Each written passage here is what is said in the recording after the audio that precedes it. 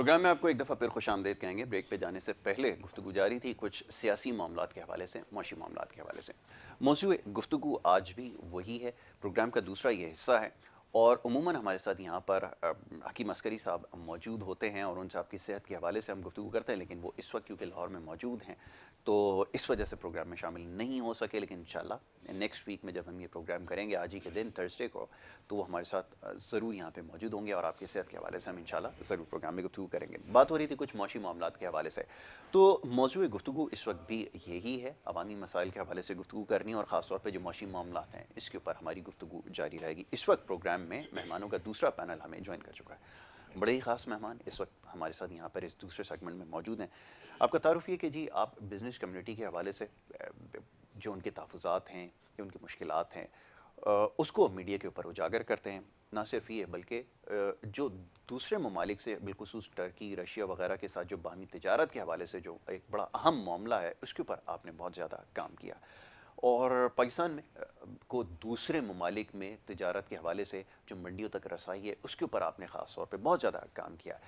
पाकिस्तान में रहते हुए पाकिस्तान में काम करना यकीनन इतना आसान नहीं है, काम भी कर रहे हैं, यहाँ के मौशी मामलात को देखते भी हैं और कोशिश ये करते हैं अपनी ज़ात से कि इन मामलात को ठीक करने की कोशिश करें, जो कि सबसे ज़्यादा ज़रूरी है। हमारे बड़े अच्छे दोस्त हैं और मौशी तज्ज़ियाकार भी हैं, मुख्तलिफ़ प्रोग्राम्स में हमारे साथ यहाँ पर शरीक होते रहते हैं और उनसे हमारी गुफ्तगू रहती है मुल्क के जो हालात हैं उस हवाले से और मौशी हालात ख़ास तौर पर। मैं बात कर रहा हूँ जनाब मोहम्मद फ़ारूक अफजल साहब की, इस वक्त हमारे मेहमान हैं, उन्हें खुशामदीद। बहुत शुक्रिया फ़ारूक भाई प्रोग्राम में वक्त देने के लिए। और आपके लिए बहुत सारे सवालात भी हैं जो देखने वाले भेजते हैं, आज आपसे जो वो ज़रूर प्रोग्राम में डिस्कस करेंगे। उनके हमरा तशरीफ़ रखते हैं एक और बड़े ख़ास मेहमान डॉक्टर रहमतुल्लाह साहब, रिलीजियस स्कॉलर भी हैं और मौशी तज्ज़ियाकार, सियासी मामलात के ऊपर भी गुफ्तगू करते हैं और ख़ास तौर पे इस्लाम के हवाले से जो सोसाइटी के अंदर जो कैसा निज़ाम राइज होना चाहिए, एक बेहतरीन जो निज़ाम है, मौशी निज़ाम ख़ास तौर पे, वो कैसे मुमकिन हो सकेगा, इस मामले पर आज मैं डॉक्टर साहब से गुफ्तगू करूँगा। डॉक्टर साहब को भी खुशामदीद। बहुत शुक्रिया डॉक्टर साहब प्रोग्राम में हमें वक्त देने के लिए। और भाई बिला ताख़ीर एक बड़ा मसला है, कोशिश ये होनी चाहिए किसी भी हुकूमत की, चाइना की जो पॉलिसीज़ के हवाले से अक्सर बात होती है, उन्होंने अपना ऑब्जेक्टिव ये बनाया कि अगर आपको ग्रो करना है तो सबसे ज़्यादा आपको ट्रेड के ऊपर काम करना होगा। पॉलिसी अडॉप्ट की, वो नज़र आया कि उन्होंने ऐसे ममालिक के साथ भी ट्रेड कर ली जिनके साथ उनकी जो है मामलात, जो एक आम आदमी की ज़बान में कहते हैं ना, जिनसे उनकी बनती नहीं है। अमेरिका के साथ भी काम हो रहा है, बड़ी इन्वेस्टमेंट अमेरिका की चाइना में आ गई। तो ये कैसे मुमकिन हो गया? और ये हमारी हुकूमतों में भी, पिछली हुकूमतों का यहाँ तस्करा हो रहा था, पिछली हुकूमतों में भी ये तस्करा नहीं हुआ कभी कि आपको अफ्रीका को डिस्कवर करना है और दीगर रीजन में बहुत सारे ममालिक हैं उसको डिस्कवर करें, ऑस्ट्रेलिया के अंदर जाएं, दीगर ममालिक के अंदर जाएं, इसके ऊपर क्यों काम नहीं हुआ, ये ज़रा बताइएगा। बिस्मिल्लाहिर्रहमानिर्रहीम। यासिर भाई, असल में प्रॉब्लम हमारे यहाँ, जैसे पहले भी हम डिस्कस करते रहे कि आपको कोई भी काम करने के लिए ना अंदर की आपको विल चाहिए, ठीक है ना, और विलिंगनेस चाहिए टू डू समथिंग। अच्छा, अनफॉर्चुनेटली जो भी हमें लीडरशिप मुहैया की गई या हमने ख़ुद उसको बनाया लीडर, वो आज तक कभी इस काबिल नहीं रहे कि मुल्क की जो एक माशी जो निज़ाम है उसके ऊपर एक तवज्जो दे सकें और अवामी मसाइल को हल कर सकें। ठीक।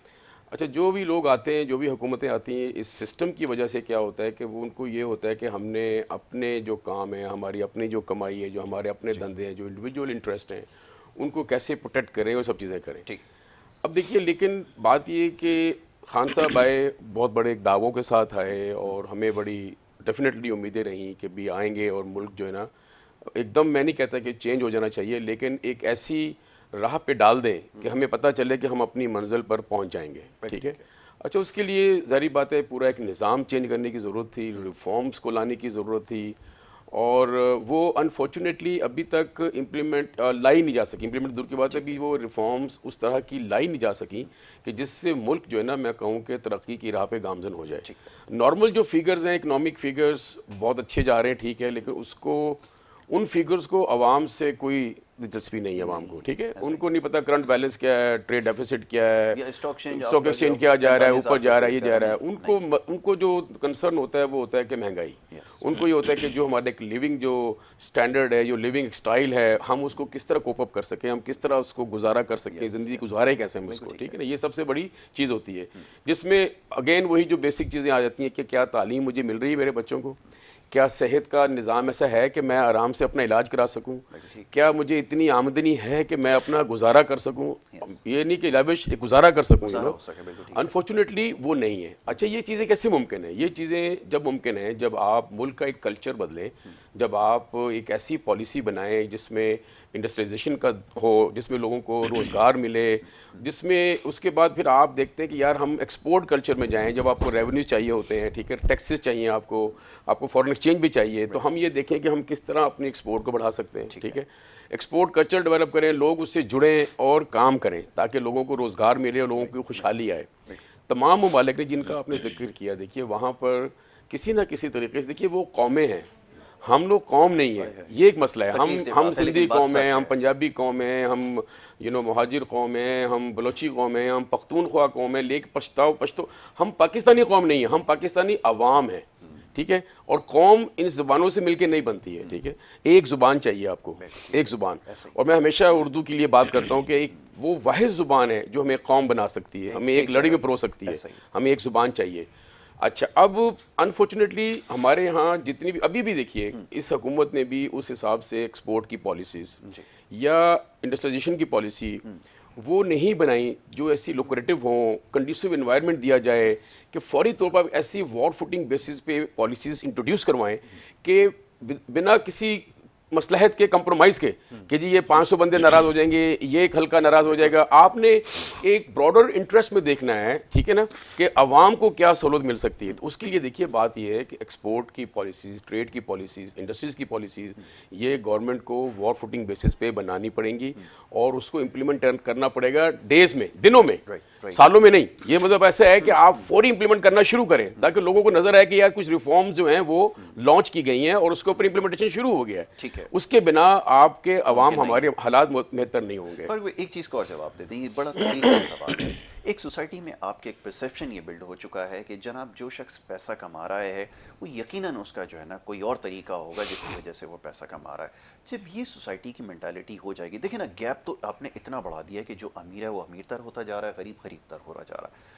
तो गरीब ही सोचने पे मजबूर है कि ये अमीर अगर अमीर हो रहा है, मैं कारोबार कर रहा हूँ, मुझे इसमें टके का उसमें फ़ायदा हो नहीं रहा, और ये अगर बिजनेस कर रहा है, इसको इतना ज़्यादा फ्लरिश कर रहा है, तो यकीनन पीछे कोई ना कोई इसके सरपरस्ती कर रहा होगा, ये कुछ और इसके ज़राए होंगे, वो आप समझ सकते हैं।